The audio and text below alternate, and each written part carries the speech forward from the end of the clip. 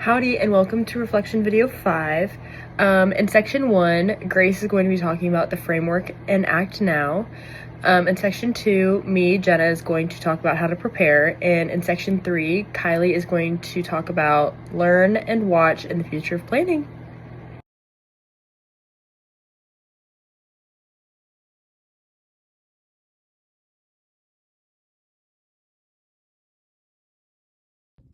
Hi, I'm Grace Frederick, and I'm going to be covering the first portion of the 2025 Trend Report for planners. So my section, pages 1 through 30, I believe, is just emphasizing that planners need to act right now and what that is exactly.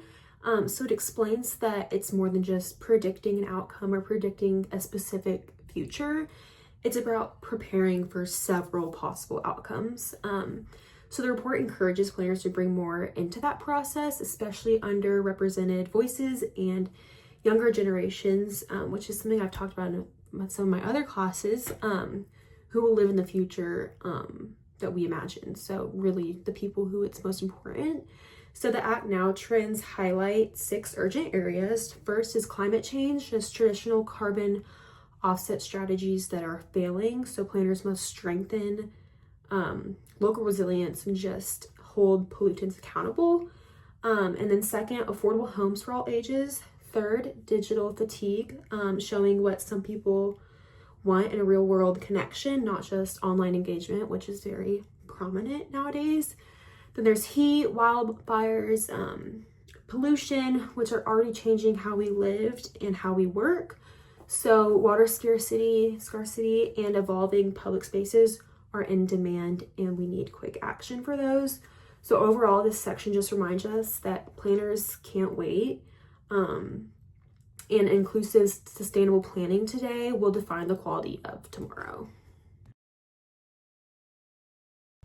Okay, and then for my secondary source, I chose a report from 2024 from the Pew Research Center, and it's specifically kind of zooming into the demographic of housing. So this is going to be tied to the APA Trend Report.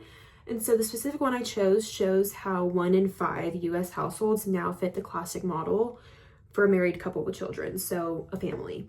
And that's a huge shift from what we used to see, say, in the 1950s. So we're seeing more single parent families, multi-generational homes, and people choosing to live with just friends, roommate situations just outside of marriage. So at the same time, housing costs and childcare expenses are pushing younger people to delay that independence that comes with housing, buying a house, all that. So this connects to the APA's argument that planners must update zoning and design to match real family structures, because like I said, the situation isn't the same from how it was 50, 70 years ago. Instead, planning has to include flexible housing like accessory dwelling units, mixed-use spaces, and just intergenerational housing. So it just adds the social data behind the APA's foresight, showing that family diversity isn't just a future trend, it's already shaping how and where we live now.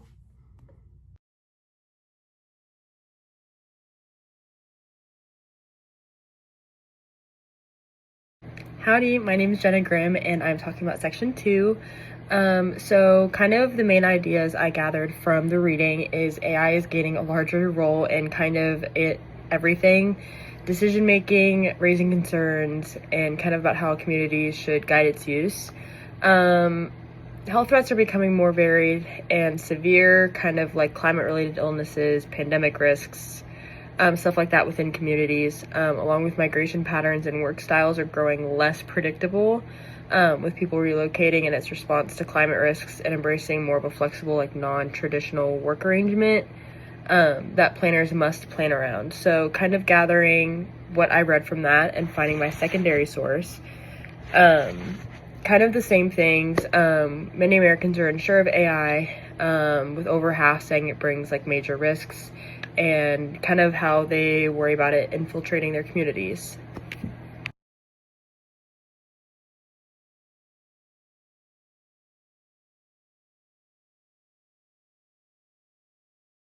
Hi, my name is Kylie Lewis, and I read Section 3, Learn and Watch, plus Future of Planning.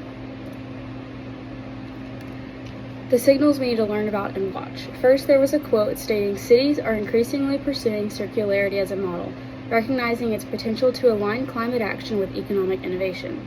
These new technologies represent an important shift in how humanity intervenes with natural processes to manage climate, which creates questions about environmental impacts and long-term sustainability, with the potential to accelerate plastic decomposition, reduce microplastics and other pollutants from wastewater, support sustainable construction. Fungi can represent a new area of exploration for planners and communities.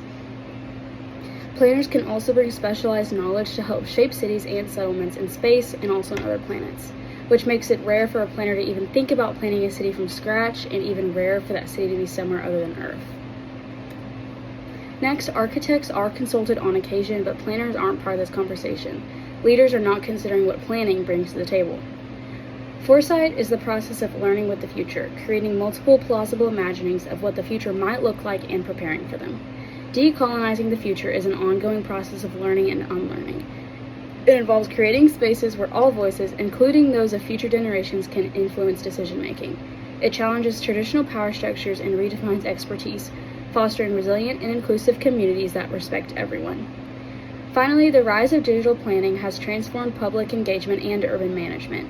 Tools such as extended reality allow planners to present projects immensely, while online engagement methods expand community participation.